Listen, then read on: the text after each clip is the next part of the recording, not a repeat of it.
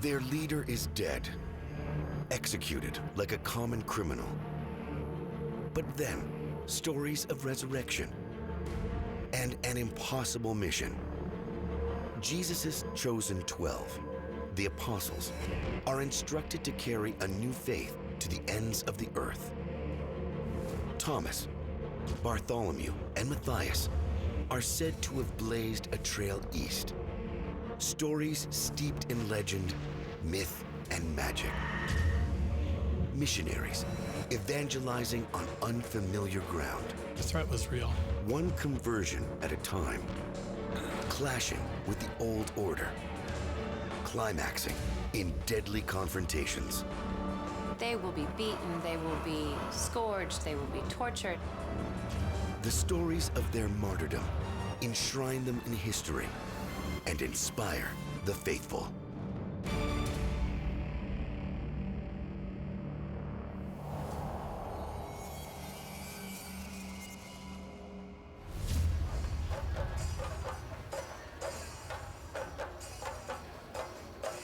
The state of Kerala in southwest India. Each year, festivals overrun the streets here.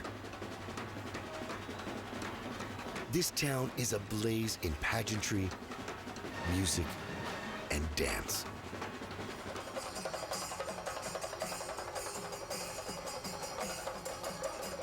It's a religious celebration, the Adupati Perunal.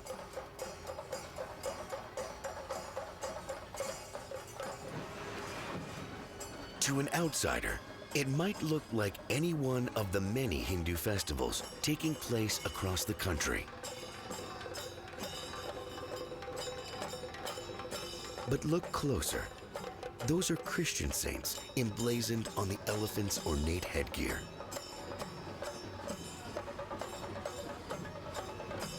The faithful here are among the estimated 24 million Christians living in India today. Locals believe the roots of Christianity run deep here. Almost 2,000 years to the year 52 AD. We are more than 3,000 miles from Jerusalem. How did Christianity gain a foothold so far away? According to many Christians in India, Jesus' closest followers delivered the gospel here personally. That story isn't found in the Bible. The tale is a mix of apocrypha, local legends, and folklore.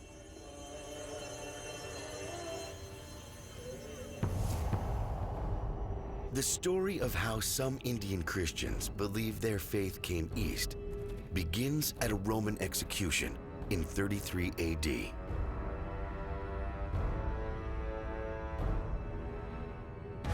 It's practically an everyday event outside the city gates of Jerusalem, meant as an example to travelers and would-be enemies of Roman authority.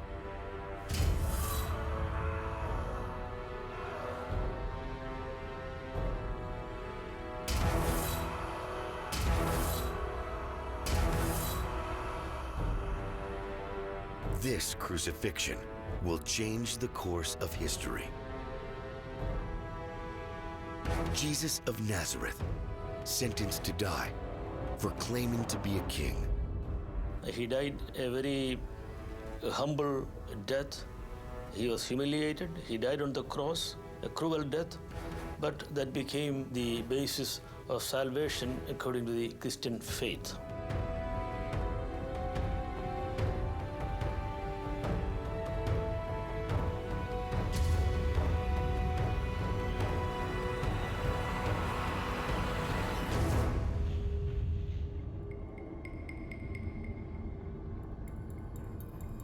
Jesus was betrayed by one of his closest followers, turned in by one of his own apostles. In the Bible's book of Luke, Judas betrayed his Messiah for 30 pieces of silver. Almost immediately, he is overcome by the bloody result of his own treachery. Even though many of the medieval sources are unconcerned with Judas's potential remorse, he has to have felt this unbelievable burden of guilt for having betrayed not only Jesus, but having betrayed the entire mission to which he had devoted a good portion of his time and his energy and his life. And he must have felt in betraying Jesus, he was betraying the faith of all of the apostles, all of the disciples. And in some stories, he tries to give back the 30 pieces of silver that he received as the price for having betrayed his teacher.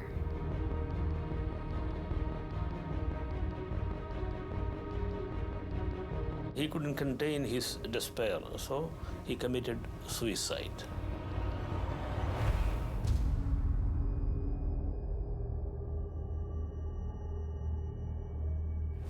The Bible says 3 days later, Jesus rises from the dead, appears on and off for 40 days, then ascends to heaven. The apostles must have been feeling a little bit confused and troubled because their leader was no more with them. The closest followers of Jesus, the apostles, meet 10 days later on the Jewish holy day of Pentecost, 50 days since the crucifixion. The term Pentecost actually means 50 in Greek, and it corresponds to the amount of time in the Jewish calendar between Passover and what was called the Feast of Weeks, Shavuot in Hebrew. With Judas dead, the apostles elect a replacement. The book of Acts says they choose this man, Matthias, from a group of more than 100 disciples. Now, Matthias is very desperate to prove himself because he's the new guy. He's the new apostle who's been chosen to take the place of the worst possible betrayer. And once that choice is made, Matthias becomes one of the 12, completely equal with them and part of their ministry going forward. But what has Matthias signed up for? The apostles have no leader now, no clear mission. Jesus said he'd send a sign, but not when he'd send it. Then everything changes at once. The Bible describes a deafening noise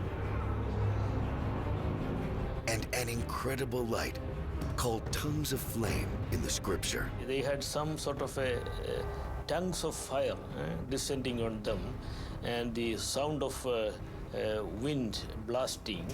The apostles are given a miraculous gift, the ability to speak every language of the world. I think they must have been really quite shocked, I suppose, but also excited, exuberant, and elated that what he had preached was actually happening. And one of the striking things about Pentecost is the so-called speaking in tongues. People from all the known corners of the earth, it seems, were hearing the gospel message in their own language. They were extremely ordinary people, powerless people, but they gained a power which nobody could explain easily at that time. The apostles first go out and preach in Jerusalem. Their boldness attracts the wrong sort of attention. Early in Acts, the apostles, they continue to preach, and they're under the threat of punishment. So they were arrested, told to stop preaching, but then they continued to do it nonetheless. The Roman authority keeps a loose grasp on Jerusalem, tolerating local religions so long as they bow down to Rome. But the apostles caused turmoil, agitating the Sanhedrin, the Jewish temple's authority. They thought that by crucifying Jesus, by killing Jesus, everything was over. But now they see the resurgence, so they hated that. His followers are still around. Now they're claiming he rose from the dead. Okay, this is a threat to the religious political body at the time.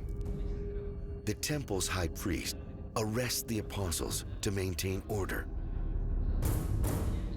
They don't stay in jail for long.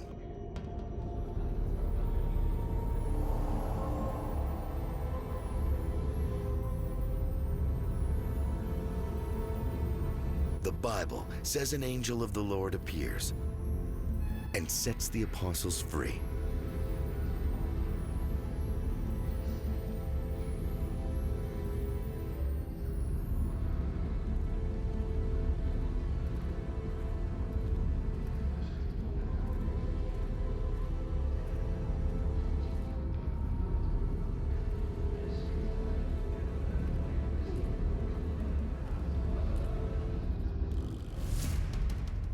The apostles make up their mind. They will flee Jerusalem and take the word of Jesus to the four corners of the earth. The apostles who will head east are a peculiar bunch. Thomas, most famous for doubting the resurrection. He said, I will believe only if I see him and put my fingers on the wounds of his body. So that is why he is called Doubting Thomas. Bartholomew, sometimes called Nathaniel. He had his doubts about Jesus from the very beginning. The Gospel of John says he once asked if anything good could come from Nazareth. And then there's Matthias, the newest apostle. Elected just before Pentecost, begins his mission to spread the word of Jesus. He'd been some kind of a companion for quite a while with the group, but now he's one of the 12. Did he have to prove himself in some way? So does Bartholomew. He had his reservations about Jesus before. Now he's leaving everything behind to spread the gospel. The apostles were taking a big risk when they left Jerusalem. The Golden Legend reports a story told by Saint Theodore, a Byzantine monk, which concerns the apostle Bartholomew. So according to Saint Theodore, Bartholomew received a vision from Jesus telling him to go, and saying in particular, "Go and fight. You are fit to fight." The legend says Thomas, perhaps still haunted by his doubts, doesn't leave Jerusalem just yet. Now, the Apostle Thomas, who is often referred to as Doubting Thomas, largely because he was interested in empirical evidence, he needed proof, and he needed proof of just about everything.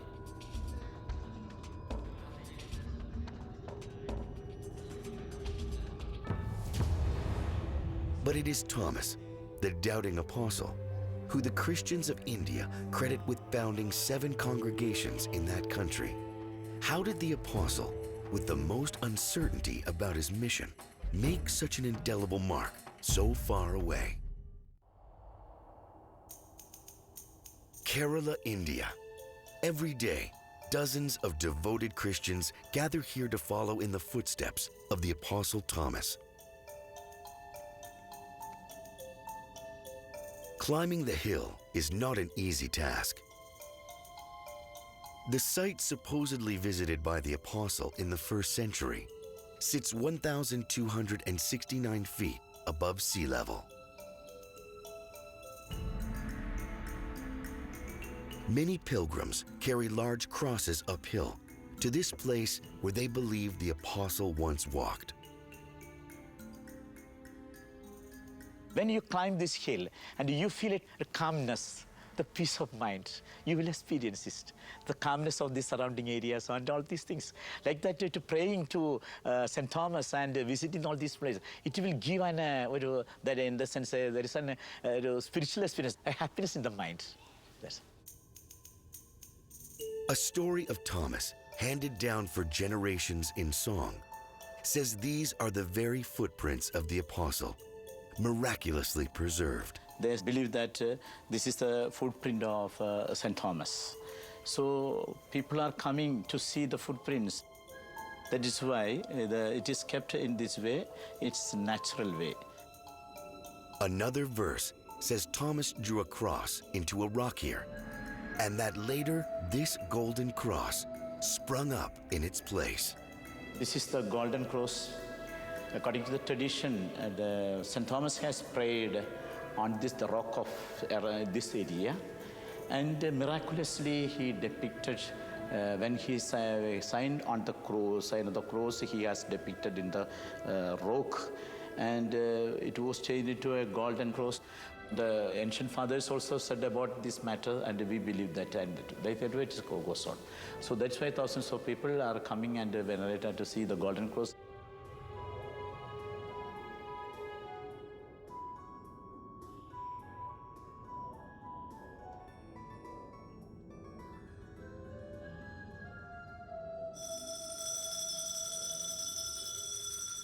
പിതാവിന്റെയും പുത്രന്റെയും പരിശുദ്ധാത്മാവിന്റെയും നാമത്തിൽ. People here believe the apostle was destined to bring the word of Jesus to India. But in the Acts of Thomas, the apocryphal text from the 3rd century, Thomas doesn't answer that call immediately. Thomas was famously skeptical when Jesus rose from the dead. In the days following Pentecost, Thomas remains in Jerusalem, even when others have departed. The other apostles heading east set off on their missions to spread the gospel. The apostles would have quickly learned there is little law on the roads and traveling paths of the ancient world. It would have been a very long journey by foot. It would have been a very hard journey. And there was always the possibility of bandits. There was always the possibility of illness. There was always the possibility of not having enough provisions. And of course, if you were well stocked with provisions, then that made you even more of a target. It's a rough and hostile world the apostles have entered. Precious little information is known about the ministry of the newest apostle. After Pentecost, Matthias disappears from the official books of the Bible. One Byzantine historian, Nicephorus, claims Matthias preached in Judea and along the Black Sea in modern-day Georgia. According to the book of Acts, when the apostles received their missions, they also gained supernatural power. Apostle lore says all the apostles convinced converts through miracles, healings, magic duels, and battling demons. You don't have any type of health care for mental illness. Having someone who can perform exorcisms, who can quiet those issues with people's minds and mental states and psychological behavior is incredibly effective.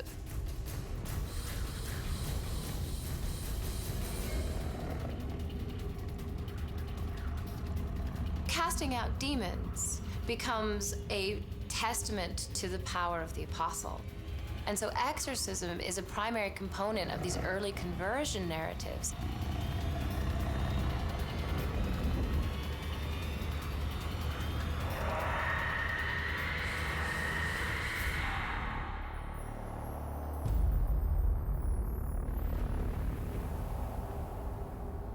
Back in Jerusalem, the Acts of Thomas says Jesus comes to Thomas in a dream. In the dream, Jesus makes his purpose for Thomas clear. So in this dream, Jesus appears to Thomas and says, I am sending you to India. He is told by Jesus to go on a mission, his apostolic mission to India, but he's reluctant. He doesn't want to go. Apparently, they had very little knowledge of India at that time. And then maybe there were prejudices out of ignorance about India, that they were going to a country of barbarians. And still, Thomas doubts. And Thomas immediately responds, Lord, send me anywhere. Send me anywhere but India. He did not want to go. He said, give me any other country, I will go there. But don't give me India, he said. he may not be welcomed. He's coming to tell them, especially the Jewish community, that there has been this great development in Judaism, and will he be accepted or not? Jesus has a special plan for Thomas, a different sort of mission. Jesus insists, no, you must go, and you are going to go as an architect. The king is looking for someone who can build buildings in the Roman style. Thomas is, of course, a bit annoyed. He's not very happy about going to India still. And of course, Jesus needs to cajole him and says, look, if you go and build a mansion, then I promise you the palm of martyrdom. So Thomas eventually, after some persuading, decides to go along with this plan. The Malabar coast of India. According to Indian Christians, this is the place where the Apostle Thomas first landed in the year 52 AD.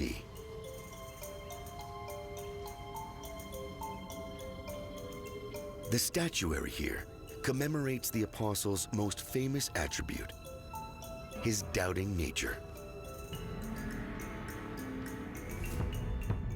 In the Acts of Thomas, the Apostle is a reluctant missionary.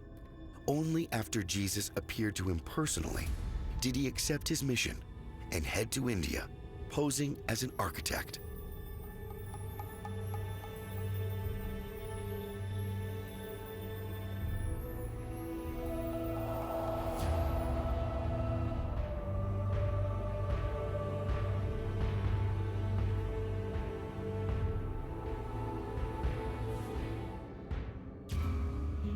A powerful client, King Gundaphorus, commissions the would-be architect to build him a new palace in the Roman style.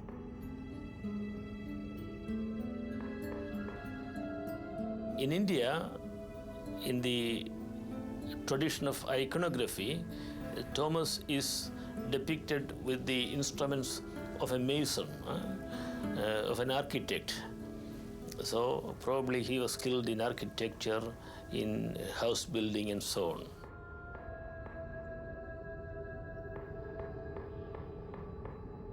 So King Gundaphorus is eager to welcome his new, as he thinks, architect, and has Thomas draw up a number of plans. He does a plan for a palace of some sort, maybe a model.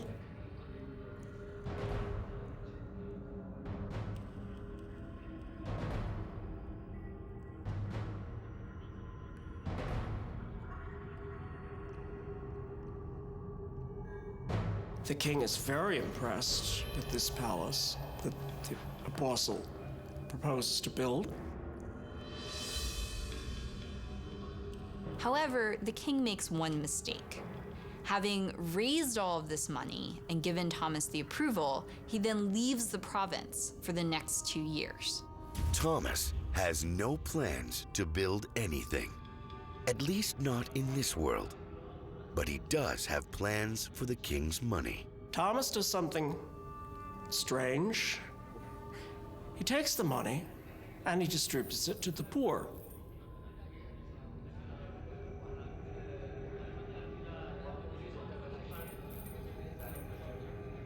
And after some time, the king was checking with him, how far is the construction? Did you erect the palace you are commissioned for? And then Thomas said yes. But actually, when the king came to see the palace, there was nothing. The king comes back from his 2-year journey, and there's no palace. He asks, where's the palace? What happened to the money? Thomas tells him he gave the money to the poor. That isn't building me a palace. Thomas says, well, I've built you a better palace, but it's in heaven. Thomas's mission to India has only just begun, and he's already facing the wrath of a furious king.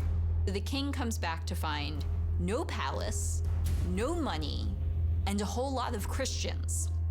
Not liking any of this outcome, he then jails Thomas and wants to execute him.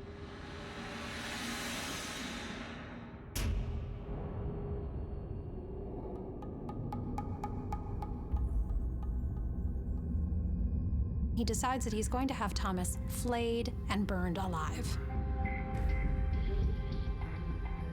Thomas's response to the king was, "I did build you a palace, but it's in heaven."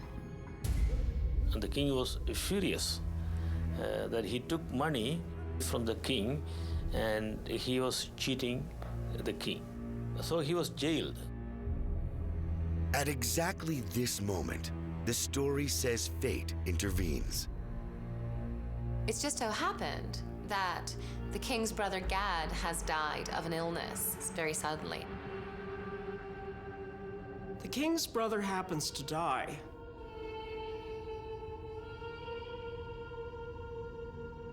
And then come back to life several days later.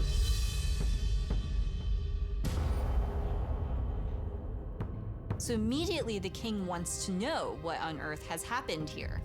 The king's brother recounts a remarkable vision of the afterlife.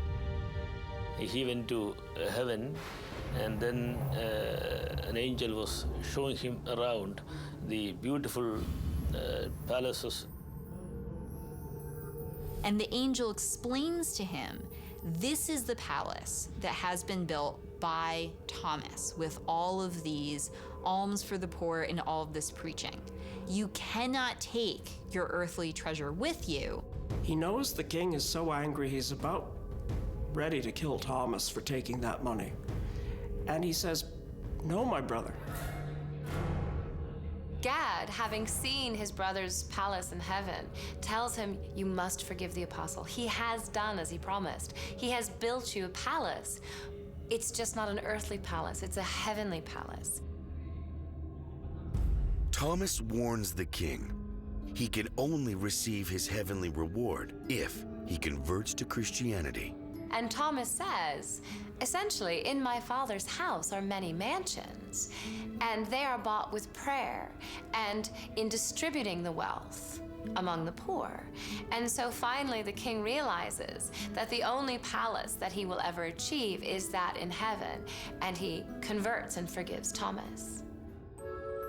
Moved by the power of the vision and the apostles' words, the king releases Thomas. King Gundaforus and his brother Gad convert.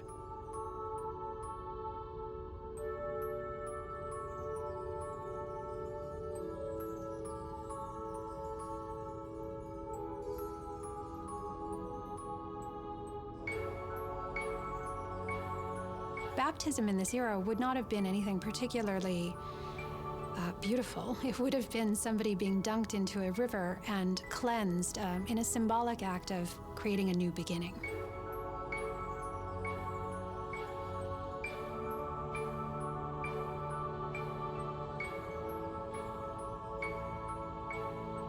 Thomas baptizes both brothers. This event, as portrayed in the Acts of Thomas, is a pivotal moment in the establishment of a new religion in northwest India, now Pakistan. Palayor, India. Some say this 17th century house of worship stands on 2,000 years of history. They believe this spot is where St. Thomas founded his first church in India. Some Indian Christians claim they descend from ancient members of the Brahmin class, the highest rung of the Indian caste system. Thomas would also have found Jews here. The ruins of a synagogue can be found just 200 yards away.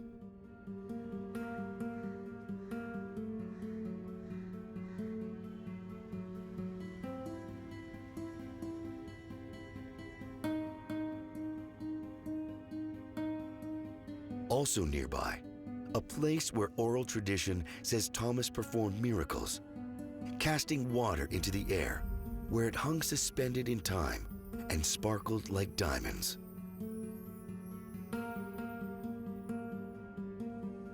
witnesses were converted and baptized on the spot.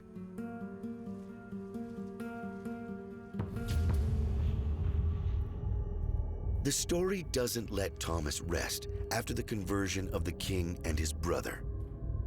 He takes his mission further. He heads east towards the Indian coast on the Bay of Bengal.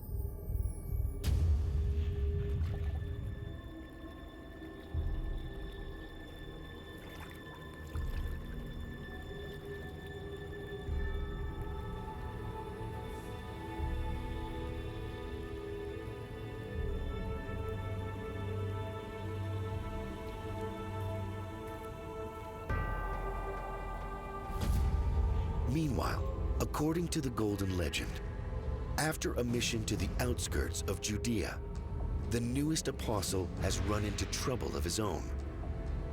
Matthias, who replaced the treacherous Judas, faces violent resistance.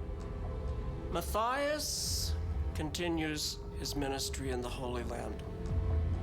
And eventually, in Jerusalem, he's brought up before the Sanhedrin with enough evidence provided by false witnesses that would justify his stoning. Matthias is betrayed by two witnesses in Judea, and they begin to stone him to death.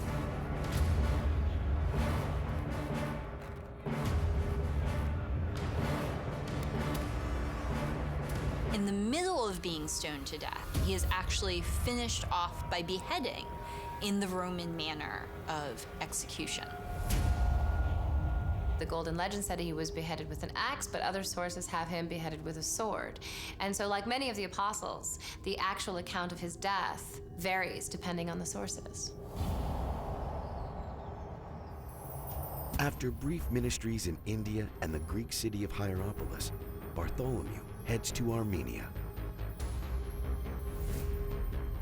One tradition says chance reunites him with another apostle, Jude, who has been evangelizing through modern-day Turkey and Armenia. The Golden Legend says the duo has tremendous success here. Today, these two apostles are credited with founding the Armenian Apostolic Church and called the first illuminators of Armenia. But one final conversion will cost the apostle his life. Bartholomew converts an Armenian king. The king's outraged brother has him arrested. Accounts of Bartholomew's martyrdom vary wildly. It's not anywhere in the Bible, but it's been passed on in folklore, legend, and art history. The accounts are brutal, horrific, and ghastly. One of the most famous images associated with Bartholomew is that moment of his execution by flaying. And many artists, Michelangelo among them, depict this scene where the saint is being skinned alive. And most of the images focus on his stoic response as they cut his skin from away from his bones and start peeling it back. The image should be one of gruesome, objective horror. But of course, the saint remains stoic. The saint does not exhibit any pain. No response, no agony as the saint is flayed, because withstanding that torture is a primary point of his sanctity. Some stories say that he was also crucified and that he was beheaded. Blessed James of Oratze in the Golden Legend suggests that it might have been all three. He might have been skinned, then he might have been crucified, and then at the end he was beheaded. In India, the Golden Legend says Thomas's continued mission gains momentum and attracts converts. Historians now believe many of the apostles' early converts are women who finance their ministries and host congregations in their homes. Thomas continues his ministry in the rest of India. He goes to other parts of India and continues his conversion. And of course, towards the end of his time there, he goes to Upper India and converts the wife of a king. And in converting her, convinces her that she must remain chaste, that she must adopt an attitude of virginity. Thomas seems to be luring all of the women and all of the wives away from their husbands and essentially telling them not to have sex with their husbands. The legend says Thomas converts King Misdaius' wife and tells her to withhold sex from the king until he converts too. This does not please the king, who wants to know why his wife will no longer share his bed with him.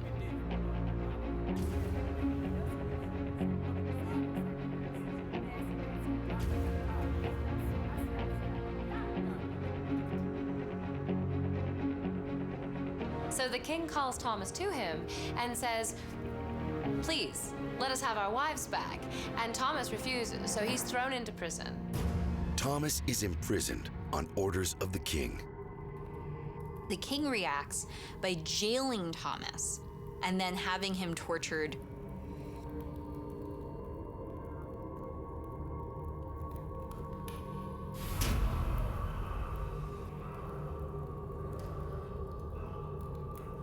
But then his life is spared, apparently by miraculous intervention.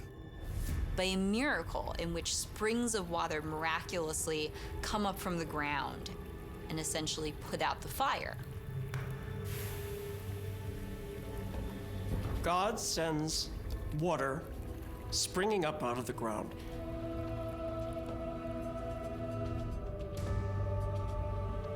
Thomas begins to mock the fact that the king is worshiping demons and these idols. I believe that St. Thomas was a brave man. He was characterized as a brave man, a brave apostle of Jesus Christ in the pages of the Gospel. We don't know what was the religion Misdaius or Vasudeva followed at that time. Apparently, he was an idol worshipper. Thomas was against idol worship. The king is horrified. He says, "Are you speaking to me like my equal?" He decides, "I'll throw him into a furnace." The king is outraged. He condemns Thomas to a painful death. But the legend will not allow the Apostle Thomas to die so easily. Then he's thrown into a fiery furnace, but the furnace extinguishes immediately. God saves Thomas again from the fire of the furnace. Undeterred, the king then attempts to throw Thomas into a furnace, the golden legend tells us. But that does not work, and he emerges from this white-hot furnace completely unharmed.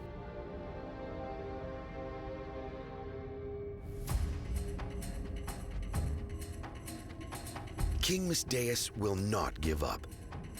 He wants the apostle dead, and he won't stop until Thomas is no longer a threat to the established order. So the king has finally had enough of Thomas and decides to have him killed, but he doesn't want to have him killed in the city where Thomas's followers are going to be upset.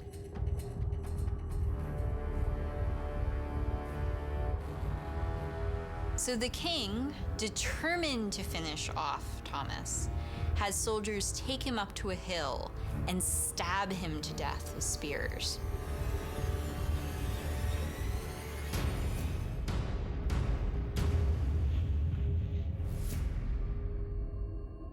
But of course, in the Indian Christian tradition, Thomas actually survives the blow to a sword and drags himself to a cave. The local legend is that Thomas does not die immediately, but crawls off to a nearby cave. Thomas manages to crawl into a cave, and he goes to God. The cave where Thomas supposedly died is still a site of pilgrimage for Indian Christians today. But what about the king who killed him? The Golden Legend gives him a second chance. King Misdaius soon finds himself in need of a miracle.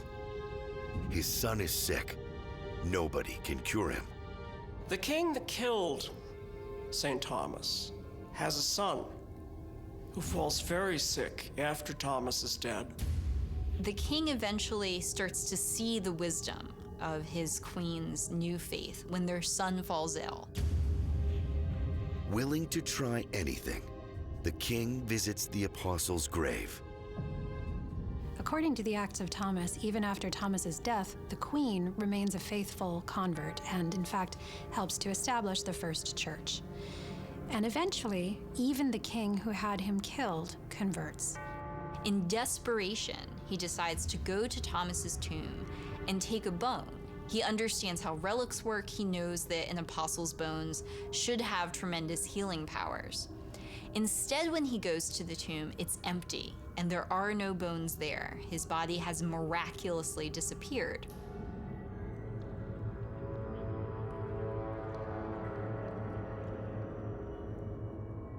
So the king takes some soil from the tomb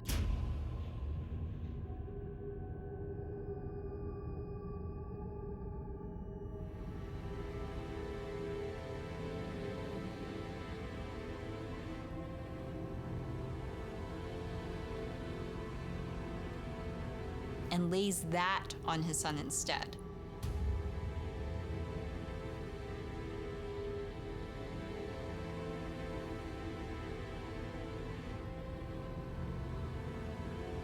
It proved just as efficacious, and the son is cured, thereby finally converting the king to believing Thomas's faith.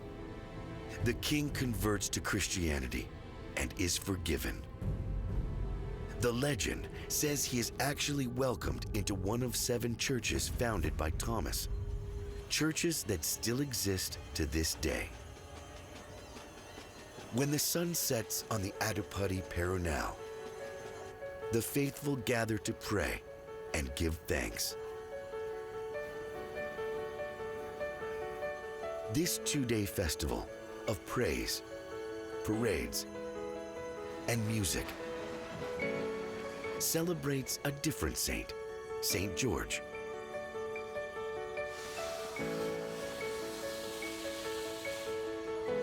But many of the 24 million Christians in India trace their origins to Thomas. The apostle, so famous for doubting, is said to have left an indelible mark. The seed they believe Thomas planted here bears fruit in traditions that are at once distinctly Christian and uniquely Indian.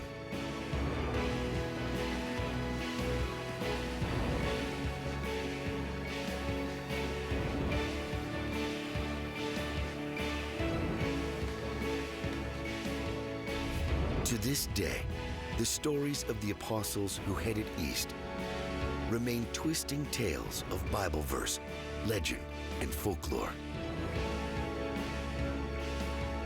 These are the legendary first steps of Christianity's journey from Jesus' closest followers to a worldwide faith of more than 2 billion.